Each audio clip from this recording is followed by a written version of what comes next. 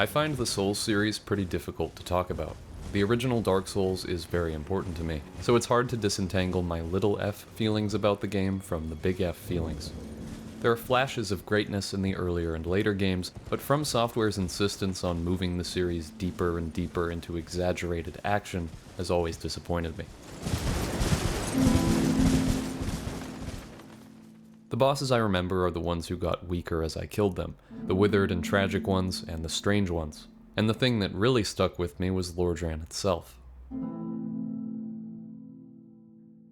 Before an internally consistent world can take root in the player's mind, they're given an internally consistent game. Gravity is the first enemy you'll meet in Dark Souls. Weapon swings have a convincing heft, and this is just as true for your enemies.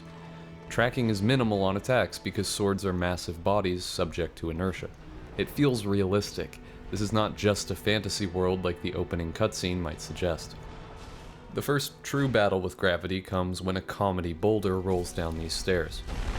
Investigating the hole it leaves in the wall reveals Oscar, dying atop some rubble. This visual and sequence of events are a perfect union of romanticized fantasy, surprising funny game design, and realism. The romantic tragedy comes through in this surprisingly beautiful image, but there's also the real tragedy. We still have to go on and hear Oscar's death.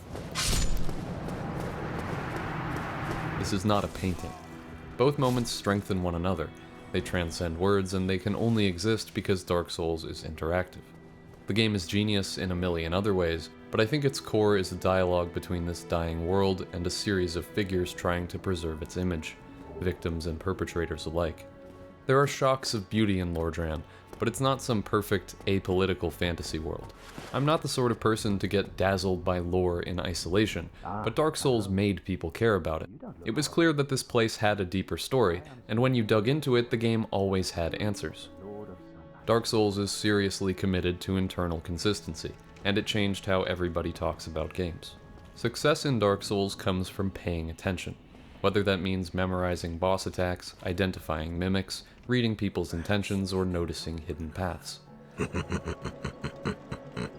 It wants to make you think about Lordran like it's a place you have to get through, so the requirement that you walk from area to area, the beloved verticality, and the incredible shortcuts are not an optional feature like some make them out to be.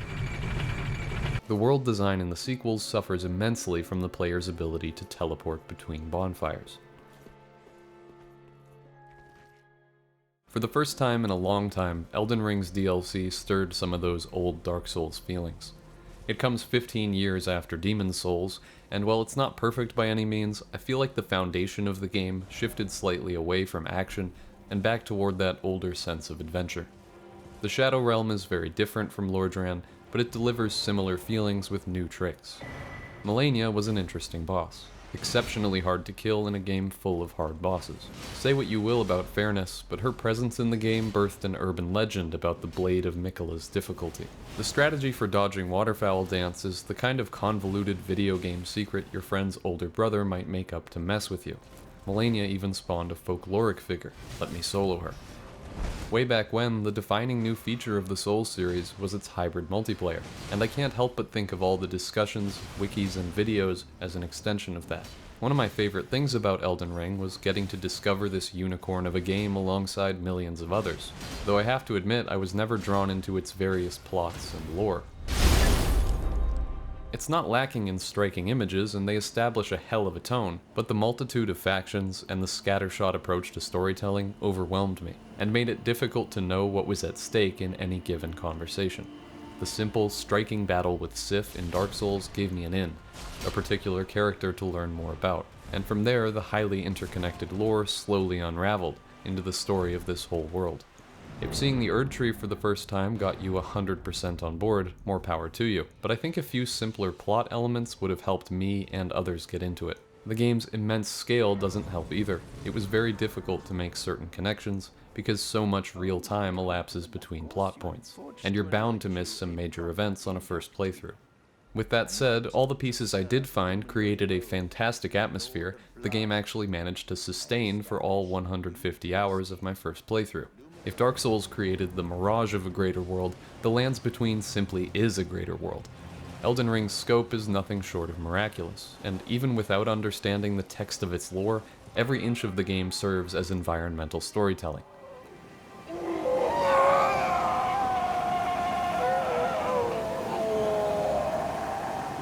Games are a bit like music. Even if the lyrics don't make sense line to line, the momentary experience carries meaning, and it can make a deeper type of sense than any coherent verse. I'm not going to check all the tier lists to see how cool and skilled I am, but I'll say most of the main bosses in Shadow of the Erdtree initially gave me more trouble than Malenia. In my first play session, I found 4 bosses that were such caricatures of everything I hate about these games that I just left after 1 or 2 attempts. Constant spinning, 40 hit combos, and the ability to turn 180 degrees in a few frames. The mobs weren't much better. I always do my first playthrough with a Zweihander if I can, and some of the harder foes would take my sword without flinching. Popcorn enemies go down easily, but the DLC is replete with scripted ambushes and long, annoying grabs. It falls into the same trap as all the Souls games after DS1. Everybody expects the ambushes, so they just feel like a waste of time. I enjoyed the sights a lot, and the plot seemed interesting, but my first session ended with the exact thought I expected. They made a bunch of hard, flashy bosses once again. You must be the Tarnished. I am Ansbach, formerly in service to Lord Moog, but now, like you, another soul guided by kindly Mikola. Ah, Lady Leda spoke of you. You're that Tarnished. Guided here by kindly Mikola. Won't we all? I am Freya.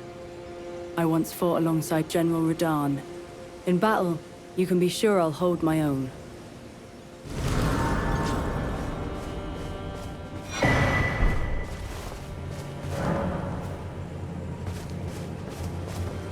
Oh, hello there. Are you the Tarnished? Lady Leda spoke of you. Another Tarnished. Guided here by Mikola the Kind. My name is Thiollier. I too am Tarnished, and here on kindly Mikola's account. So, well, here's to new beginnings, I suppose.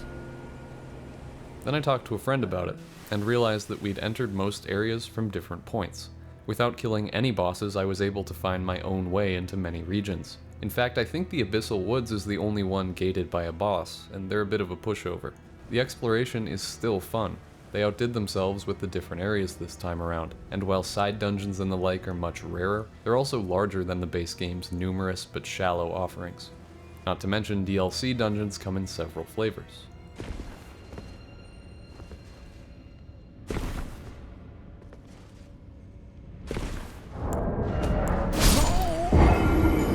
The DLC Catacombs also have funny slapstick traps, which temper the malicious, ambush-heavy design a bit. The base game is flabby, and while it's infinitely better than any other game at this scale, so much of Elden Ring is unnecessary. A specific item to heal Torrent when the flask does the same thing, a million types of consumables and a crafting system, a bunch of copy-paste dungeons and bosses with useless rewards. Replaying the game is daunting. It's hard to remember where the good stuff is, and there's so much noise to sift through to find a signal for your build. The open structure aggravates this, since wandering around collecting gear doesn't even advance the story. But on a first playthrough, the game's generosity feels like a miracle. There is something interesting to do every 10 feet, and the world just keeps growing as you explore its borders. I think it was totally worth the trade-off, even if I rarely want to return to Elden Ring. Shadow of the Erdtree is smaller and maintains a consistently high quality. I wanted to jump right back in after I finished it. I've seen complaints that the Shadow Realm is empty, and there's definitely an argument for that, although I completely disagree. The DLC is gated by a frustrating boss, and it extends the endgame, so there's not much they can do to reward you at this point. White items abound, mainly to lure you into ambushes. But accidentally or purposely, this frees the game from its own carrot-on-stick design pattern. Players are less motivated by shinies, at least I was, so the focus shifts to the more rewarding forms of progress, finding new areas and bosses.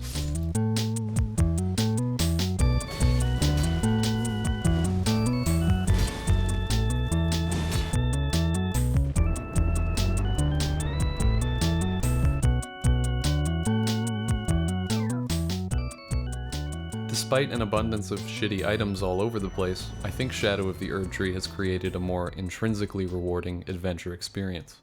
Some dungeons even have the Dark Souls style shortcuts that bring you back to a previous site of grace, always a welcomed sight. My second session was devoted almost entirely to Shadow Keep, one of the series' largest dungeons. I didn't want to fight the Golden Hippopotamus,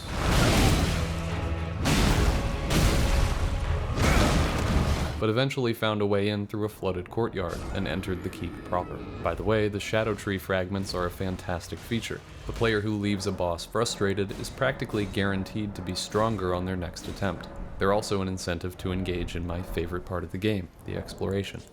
Shadow Keep features a long stretch of dungeon crawling in the visually impressive Specimen Room, which culminates in raising a rack of dead creatures and climbing around on them. Elden Ring does visual spectacle like no one else. The enemies here are typical to the DLC, lots of spinning and tricky roll timings, but my character can stunlock most of them without a problem.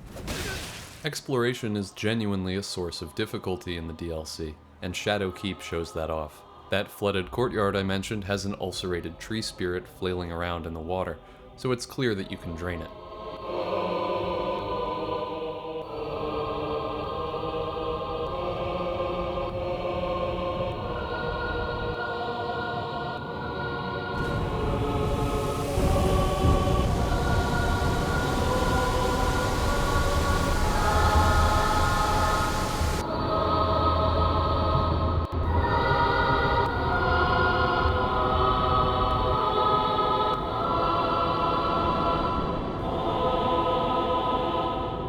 It feels like every fork in the road leads to a new, massive area, so I was taken in by some other mystery and just forgot to drain the water. It's hard to maintain a mental checklist of everywhere you can go. The keep itself has an infinite series of branching paths, but once I finally ran out of things to do, I remembered to go find that lever. I largely play these games for the exploration, and Shadow of the Erdtree delivered. This gorgeous little area is what inspired this video.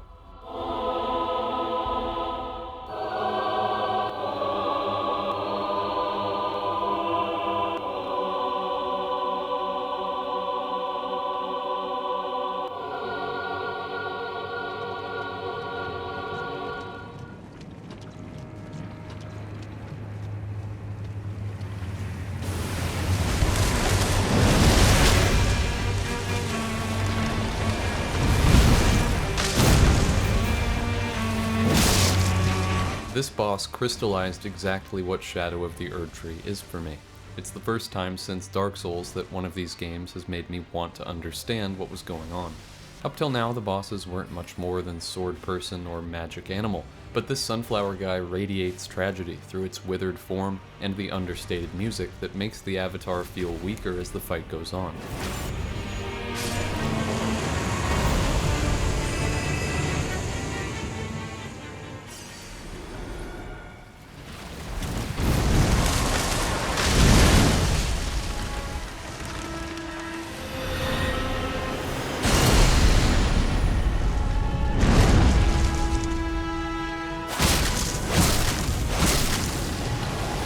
Its attacks also reek of desperation. It clearly isn't confident that it can beat the player in melee combat, and this contextualizes its tendency to fight from distance. It's torn between defending the Shadow Tree and whatever self-preservation instincts a giant sunflower has. I didn't have to read item descriptions and trick myself into thinking this boss felt significant. The game just showed instead of telling. As a counterexample, R'Lana's visual design and her extended combo chains with the occasional long windup imply a sort of high-class smugness, which the lore actually reinforces. But this is betrayed every time she runs away from you. The fight ultimately reads to me as a game designer trying to make a hard boss. That's all fine and good, but I know the people at From Software are capable of way more than that. R'Lana's lore might be good, in fact I know that it is, but they skipped the important part of making the experience unique and meaningful. There's nothing there for the lore to contextualize or redeem. It's just a separate story that exists next to a video game. They could change all the lore around R'Lana, and the fight would be exactly the same. Although credit where it's due, her moon attack does communicate the relation to R'Nala. The Shadow Tree avatar has clear motivations and personality that are communicated through the action. It has real scars that make the history feel real in turn. It's part of a world that we might want to know more about.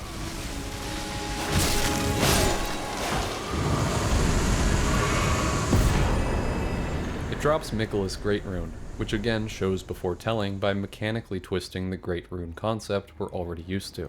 Before this fight, I hadn't cared about much in Elden Ring. The massive world stretches the NPC quest mechanics, a holdover from the old games, to their breaking point, and my approach to the game meant I was locked out of many of them. Someone who might be interested in rescuing the great Kenny Fight. Servant to the true order and celebrate. That's fine, it makes my experience unique, but I inadvertently missed a lot of what I actually wanted in a game like this. The NPC plotlines are more convoluted than the main story by a huge margin, and the world is sorely lacking in friendship, outside of maybe Rodrika and Blythe. Blythe? Blythe? I don't know. Just don't you go dying on me. For Ranni's sake, too. Once more into the fray together, eh? This might even be fun. When's the Elden Ring dating sim coming? A lot of the time I felt like I was solving other people's problems for no particular reason. Each of these games comes with a whole new set of proper nouns that characters are gonna throw around. I'm known as D. I hunt down those who live in death, Deathroot. Those who live in death, Mariner. Deathroot. Those who live in death, Beast Clergyman. Great Rune, Glintstone, Golden Order. Primal Glintstone. In the base game I never found a way to orient myself, so I just accepted that the strange, interesting world was beyond my understanding. I wanted something solid, meaning directly experienced, for my thoughts to crystallize around. The Erdtree avatar finally gave it to me. The DLC contains many characters, and is thankfully much smaller than the base game, so I was able to actually meet them before my weird progression track broke the main quest. Although they fan out over the course of the story, everyone's here to find Miquella, a fascinating character in his own right. Were you guided here by kindly Miquella? I am Leda. And like you, I was guided by faith along his honorable path. So we entered the DLC with extremely clear motivations, and consequently, when the Fellowship starts to fall apart, characters' actions are completely intelligible. The DLC also revolves around two major developments with extremely obvious consequences. No, wait. Perhaps this is a blessing in disguise. I can wield my sword to cull the undeserving, those unfit to bask in tender Miquella's presence. I should have thought of this earlier. It's fantastic that Elden Ring has such a well-considered and complicated world, but that doesn't mean everyone we meet has to be secretly plotting to overthrow the Golden Order in a very different, specific, and unexplained way. To be honest, I didn't even bother beating the game. I fought all the bosses and left satisfied, only seeing Ranni's ending when I played with a randomizer. When Miquella's charm breaks in the DLC, Leda's lapse in trust is very easy to understand. It deepens her character, and it drives a B-plot which impacts the fight against her later on. Thiollier loses conviction for Miquella and turns to Miquella's discarded half, Saint Trina. This leads to the second of three great story moments I happened upon. I would tell you. I'm heading south. I've recalled something that Sir Moore said. He discovered deep purple water lilies blooming on the southern shore. That must be where St. Trina was left to wither away. None of this plot simplicity undercuts the lore. If you like these characters, then you actually have an impetus to dig into the lore and understand why they're doing what they're doing. Now that I care about this mythos, I've seen some absolutely ridiculous talk online about it being incoherent or incomplete. Dark Souls content popularized this totally denatured approach to game analysis in the first place, and now we're at a point where people lament the fact that there aren't books in Elden Ring that just explain the whole story to you, as though shattering the game's greatest strength, the mirage of a history beyond what we see, is in any way desirable. The lore of these games is not delivered in fragments by accident, and what we get is not the capital T true story of the lands between. It's a collection of history and folklore mixed together from a bunch of biased perspectives. She's called Queen Marika the Eternal. Surely that tells you something about how reliable our sources are. Man is by nature a creature of conquest, and in this regard the Tower folk are no different. They were never saints. They just happened to be on the losing side of a war. Although it didn't click with me initially, Elden Ring is excellently presented and intentionally defies explanation at times, with presences like the Outer Gods. The piecemeal storytelling in these games is meant to texture the gameplay, and give you something to chew on while exploring. It's both a bold choice and a perfect fit for a game this open. The base game managed to be completely open while still funneling players into important areas. The solution, cliffs, doesn't seem complicated, but it's the first open world game to do this really well. If you know where to go, you can fill out the map pretty quickly, but on a first playthrough you're likely to encounter the important stuff more or less in the intended order. Case in point, Stormvale is hard to miss, but you can just go around it. Most of my time in the DLC was spent searching for new areas. Since the only rewarding items at this point are the Shadow Tree fragments, exploration has been made more difficult, and finding a new area is its own reward. Reaching new regions often demands you go to one specific place, so you get a very puzzling and involved journey on a first playthrough, and an easy to remember route on your second. Each region is very visually distinct from the others, but they still cohere nicely. I think they managed to pull this off by putting huge vertical distances between regions, and using liminal corridors, sorry for saying the word, to actually move players between areas. The incredibly confident presentation is also a big factor. These places feel real because the game just insists over and over that they are. On the whole, the DLC looks maybe a little more spectacular than the base game, which is quite an achievement. Elden Ring's visuals intensify and expand the high fantasy elements of the Souls games, and the DLC re-injects a lot of the tragic, human stuff I felt was missing. All the complexity is there in the base game, but Shadow of the Erdtree grounds it in the moment-to-moment, so it's a really nice complement to the main experience. The focus on people echoes Miquella's own tendencies and goals. His power is manipulating people, and he wants an age of enforced peace.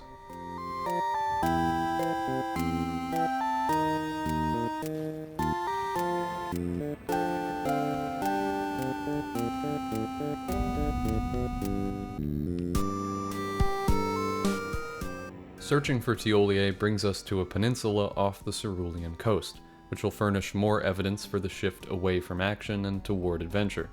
The constant ambushes in Elden Ring are a way to make you pay attention, but they really aren't that interesting. In the expansion, you're likely to have a character that can deal with any mob one-on-one, which must have been a challenging thing to design around. The problem is solved with some really exciting types of encounters, and some disappointing ones. Legacy dungeons in the DLC are littered with enemies that don't flinch, and their attacks are often delayed to catch rolls. There's very little they can do to make fights interesting at this stage, and while these enemies do incentivize a very careful playstyle, they simply aren't good enough to fight 20 plus times, and I ended up just stunlocking them or running past. But there is another way which harkens back to Sen's Fortress or even Stonefang Tunnel. The stone coffin fissure has us descend the coffins in question while avoiding laser-shooting caterpillars. This is a very simple concept, the enemies aren't even new, but it's a unique combination of elements that give the area an identity on a mechanical level, which the homogeneous combat really can't do at this point. It's not just difficult for difficulty's sake, it's a notable thing which you do on the course of a journey. And in classic From Software style, it is completely optional, as is the vast majority of the DLC. The Untouchables in the Abyssal Woods are another example. Half-baked stealth sections are rarely fun, but they are a new idea, and these enemies elevate an otherwise forgettable forest full of rats. Most of the Legacy dungeons lean toward that boring, difficult enemy style of encounter, but the DLC catacombs each have a fun or funny take on traps, and they're quite long compared to the base game. The weirdly over-tutorialized forges have you change the area itself to access new parts of it. An old trick, but a good one. Another flavor of encounter involves a mass of enemies that you can see ahead of time. If you pay attention before entering aggro range, this gives you a lot of control over the starting conditions of the fight, and the game expects you to use that to your advantage.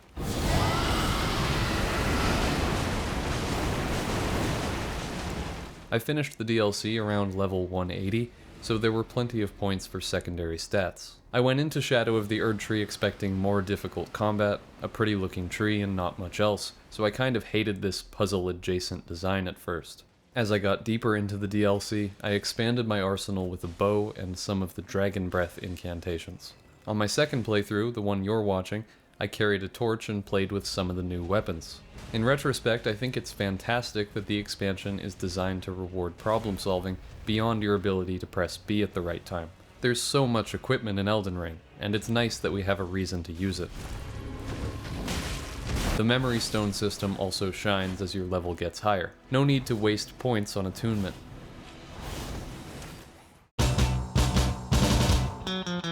I like a good technical video game, but Shadow of the Erdtree's bosses melted my brain. Dark Souls' sense of weight is sorely lacking here, and the game is clearly designed to punish you if you roll in a way that makes intuitive sense. Maybe it's just cope, but the DLC bosses feel impossible to sight read because the windup for each attack transitions instantly into the damaging portion.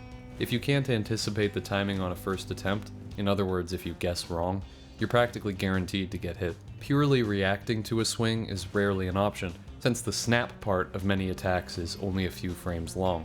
Instead, you either get lucky or get hit, and then start memorizing the proper timings. This is not helped by the fact that you sometimes need to roll in a particular direction now, and in my opinion, the animations rarely communicate which direction it is. Fighting Rolana with a summon really shows how silly these attack patterns have become. Radahn's ability to hold back the stars doesn't seem quite as impressive. Since half the characters we meet can turn around so quickly, the energy they expend should create a black hole. Along with the unintuitive timings, there's an abundance of long combos and a degree of bling that makes it very difficult to read attacks.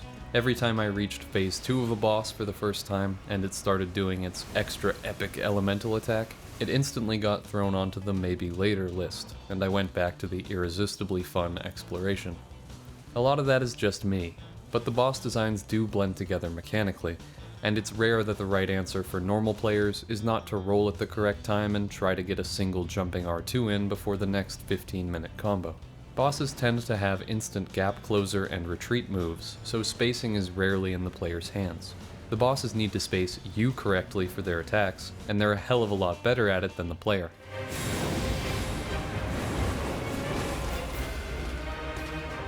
It's kind of ironic that as the difficulty climbs in these games, the combat loses even more of its complexity, to the extent that the DLC's bosses are mostly a one-button rhythm game.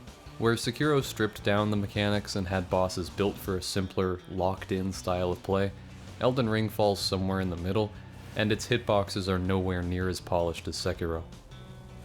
Fights are so aggressive that you barely even need to manage stamina. They can't really put in combos that exhaust you completely, you should go level up if that's happening, and you can usually only get one attack in, so stamina manages itself. Healing feels like a complete gamble. There must be some logic to it, but cooldowns on boss attacks don't feel guaranteed. Usually it's okay, sometimes an attack comes out too quickly and you take damage. Input buffering also becomes a worse and worse problem as these games speed up and diversify your options. Time seems to be the only factor for inputs leaving the buffer. I've had inputs from before an attack hit me come out after my character falls down and stands back up. In the old days this was just an occasional annoyance. Now it demands a lot of discipline on the controller. From this point of view, Elden Ring is trying to be an action game, but it's stuffed into an engine built for a slow dungeon crawler. This is most evident with the game's atrocious camera. If you must turn up the speed and difficulty, you need to actually address all the disorienting camera movements and come up with a better solution for walls than the player goes blind and dies. Unlocking the camera helps, but that forces you to engage practically every input on the controller at once, which is less than ideal. If this is an intentional choice, it's super awkward and they really should address it. For a long time I thought Elden Ring's bosses were held back by needing to be difficult, although there are some great moments like Godrick's phase transition. It's a tough situation. The developers basically have to keep making the games harder because challenge is inseparable from their intended experience. FromSoft's identity at this point is difficult action games, even if that fundamentally misunderstands the birthplace of their dynasty, Demons and Dark Souls. When Armored Core 6 came out, I saw some hardcore AC fans go through the same grieving process I had with Dark Souls 3. The need for difficulty overrides both mechanical complexity and emotional complexity at times. It's like trying to discern the notes of caramel in Everclear. But if From wants to make something emotionally impactful again, they can't just go back to the 2011 balance of difficulty. They've made us all too good at their games. The only way out of this thing is to go through it. And I didn't notice at first, but I think they did. There are hints of this in the base game, with blatantly unfair attacks like Moog using you as a blood bank, and the much maligned waterfowl dance. The DLC reins in a lot of the really crazy stuff, but the baseline difficulty is much higher. Things only really clicked when I realized the bosses are still fun if you embrace some of those more broken mechanics, like Mimic Tier. All but one of the main bosses has an NPC summon, and boss HP scales so much that the fights aren't trivialized. Your friends just pull aggro so you can heal. A couple NPC summons are tied to quests, but some of the optional ones still trigger special dialogue, a nice way to deepen our attachment to these characters. If this is the intended way to play, which I really think it is, going by Miyazaki's recent interviews, it's a move away from both Dark Souls and Dark Souls 3. Bosses are definitely more cinematic now, but that never erodes your choices. You can beat the game with a broken straight sword, or a Frostbleed colossal weapon combo and 2 summons, or anything in between. Miyazaki has said that the high fantasy of the lands between informed the game's flexible approach to character building, and I think it's an incredibly good fit. It's also largely the reason respecs don't bother me.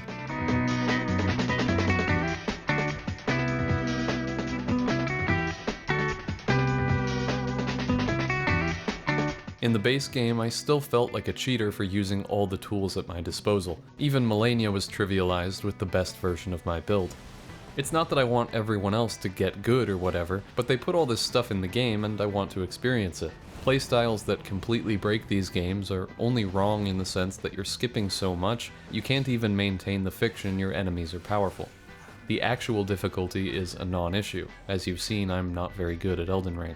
If you try to play the old way, with a sword and a B button, you'll find that avoiding all damage is impossible. I know pros can do it, but you and I probably can't. Some fights just have too many overlapping damage sources and timers. This is sloppy in the sense that the game is less technically fair than its predecessors, but it points to the fact that you should be using tools to get an advantage. It communicates the game's intent while still preserving your ability to choose. In other words, you can refuse the tools the game gives you, but you're consenting to being frustrated. It's good to twist the mechanics of the game to create an emotional reaction.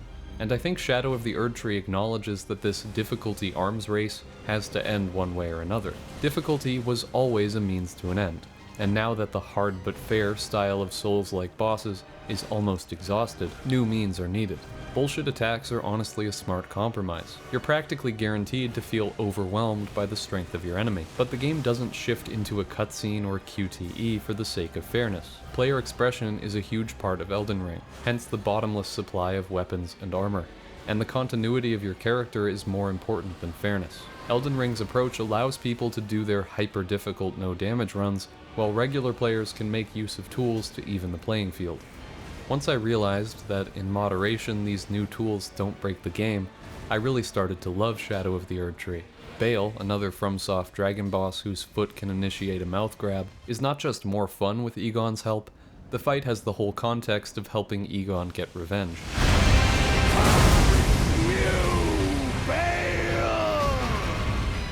Again, you don't need to dig into the lore to understand this. He's literally screaming about it every time you meet him.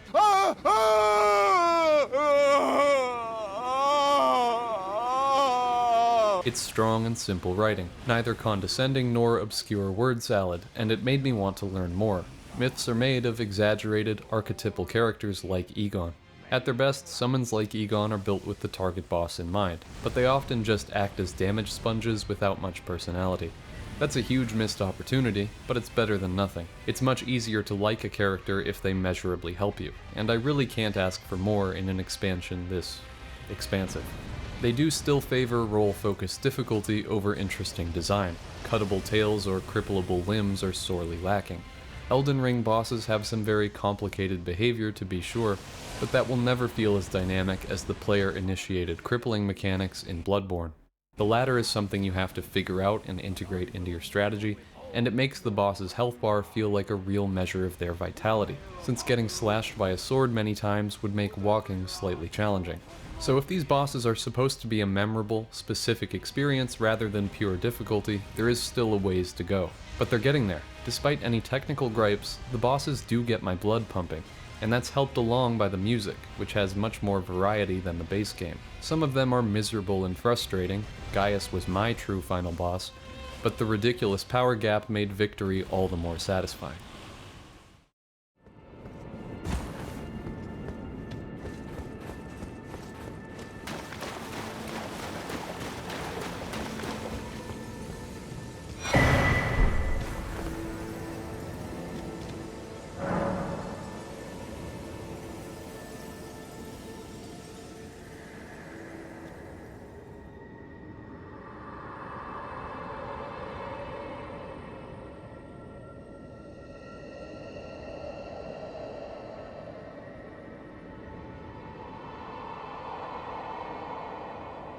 Before this series of tangents, I was talking about the Coffin Fissure, which houses the end of Thiollier's story.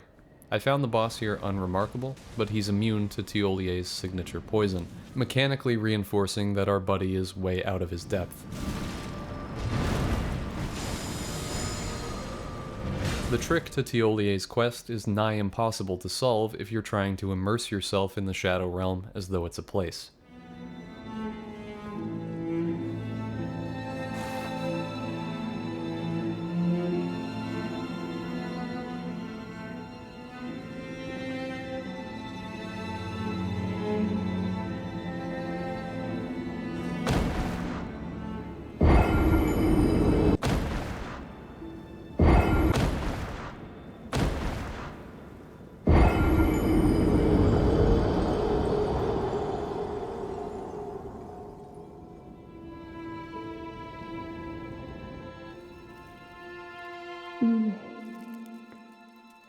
Mikkel, stop.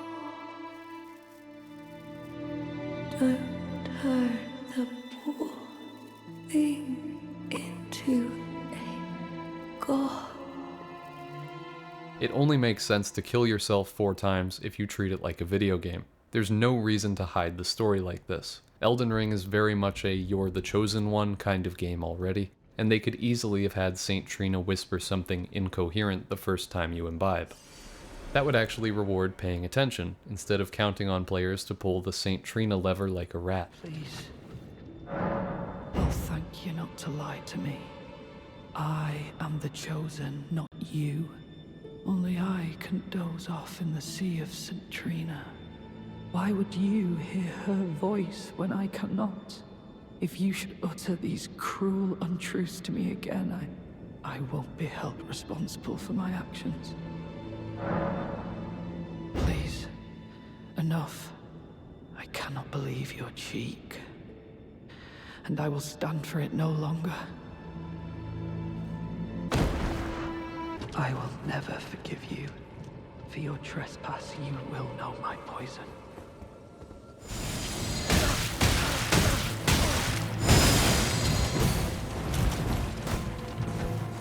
You mislead me. Such strength for what? Nonetheless, Thiollier's quest was an interesting side story, and the idea with Saint Trina is very good. There's a surprising variety in the DLC's characters, and meek Thiollier was a worthy inclusion.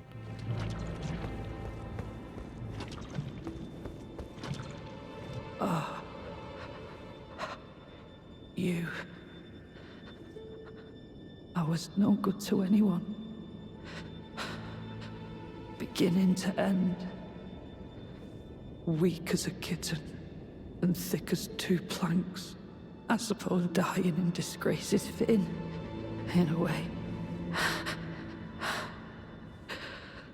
Tell me, please, assuming you spoke the truth back then, what did Saint Trina tell you?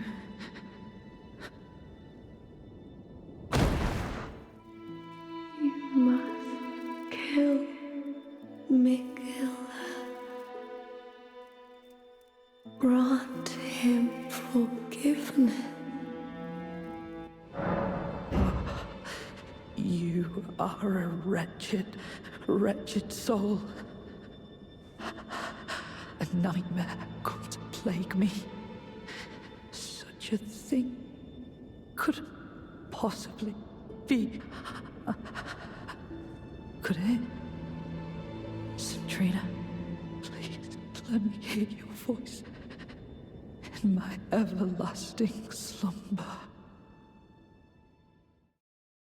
In the end, the wheels fall off just a little bit. Enir Ilim is a breathtaking area, and it has us battle Lita and her allies in an anticlimactic end to their storyline. The player can intervene to save or kill some characters over the course of the DLC, and this changes the final battle a bit, but it unfortunately feels like bashing action figures together. The game went out of its way to give these characters diverging interests, and all of that is flattened into an epic fight where everybody says an epic line or two.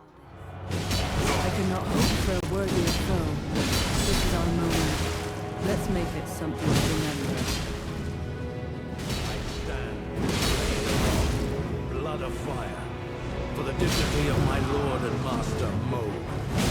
Righteous tarnished, it appears that our interests have aligned.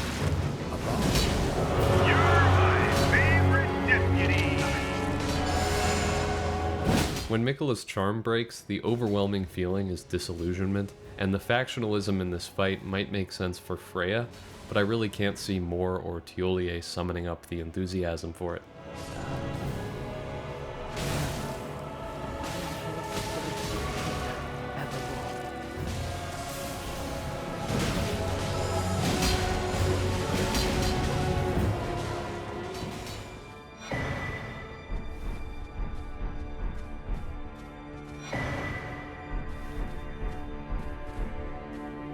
Righteous tarnished. That was an astounding battle, to be sure. Now I suppose this leaves only one. But in truth, I cannot calm my quivering. Challenging a god is no small matter. Now, the vow will be honored, and my lord brother's soul will return, so that he may be my consort.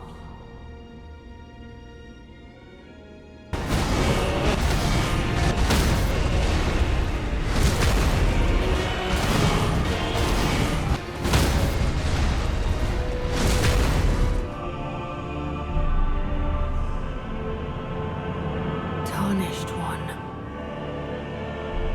aspiring lord of the old order, if you have known sin, if you grieve for this world, then yield the path forward to us.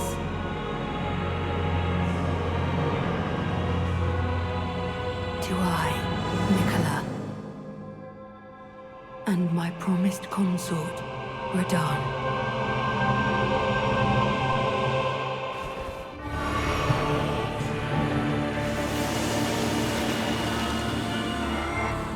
The Radahn fight isn't actually a retread, but it's inherently disappointing to see an old character return like this when the obvious move is facing Miquella one-on-one. A subversion like the Maiden Astraea fight would have put Shadow of the Erdtree straight into S tier, but that was never going to happen. It's a hard boss, it says very little, and the visuals in Phase 2 are pretty cool. On the whole, there's no reason for us to be doing any of this. You weren't actually guided to the Shadow Realm by kindly Miquella, you were guided by purchasing Elden Ring Shadow of the Erdtree. I guess that's why the base game didn't leave much of an impact on me. The Tarnished try to become Elden Lord because it's their fate.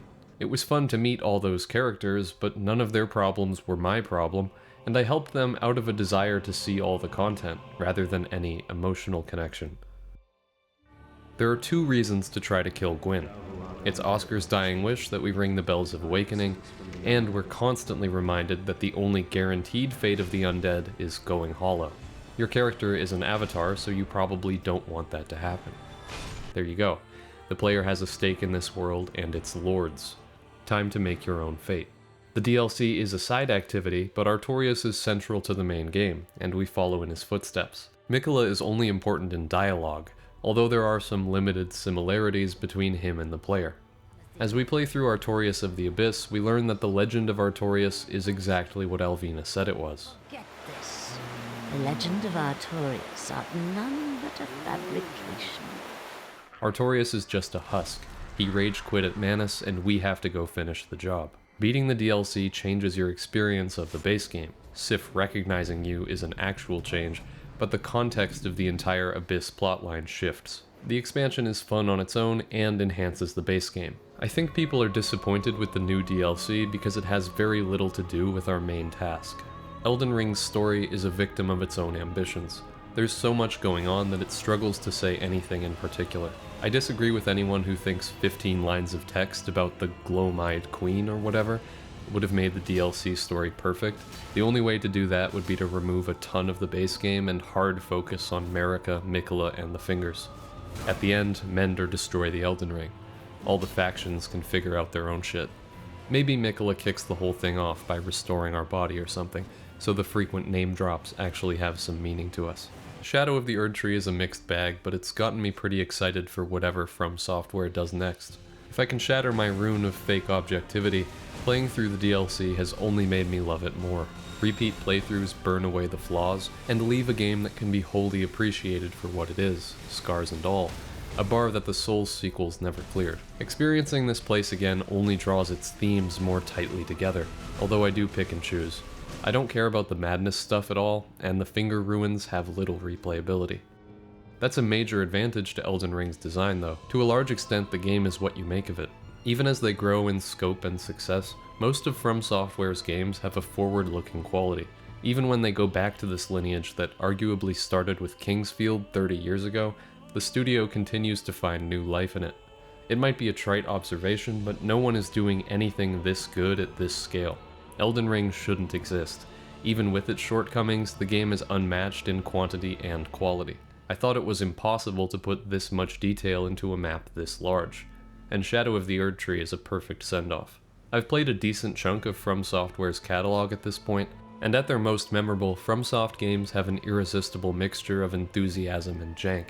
They oscillate between intricate and blunt in all the right ways. Miyazaki's particular genius is undeniable, but it's clear that their older games were made with the same love and attention. Dark Souls 3 had me scared that they exchanged that love for the sweet promise of yearly sequels. But here we are, 8 years and 3 great games later. Things do get lost between iterations, and I'd love to see another tightly designed, semi-linear game in this style that carries over more mechanics from the previous games. So many fun details have been lost over the years. Tail cutting and crippling are two big ones. The old Covenant system was way better than Elden Ring PvP, and Demons and Dark Souls had a ton of small but impactful multiplayer interactions, like World Tendency and the Bell in the Undead Parish. It was always those little things that made Dark Souls great. The bosses were hard, traversal was hard, but that difficulty set up the beautiful moments in between. And I think Shadow of the Erdtree finally recaptured some of that. It has those great moments, and it arrives at them in entirely new ways.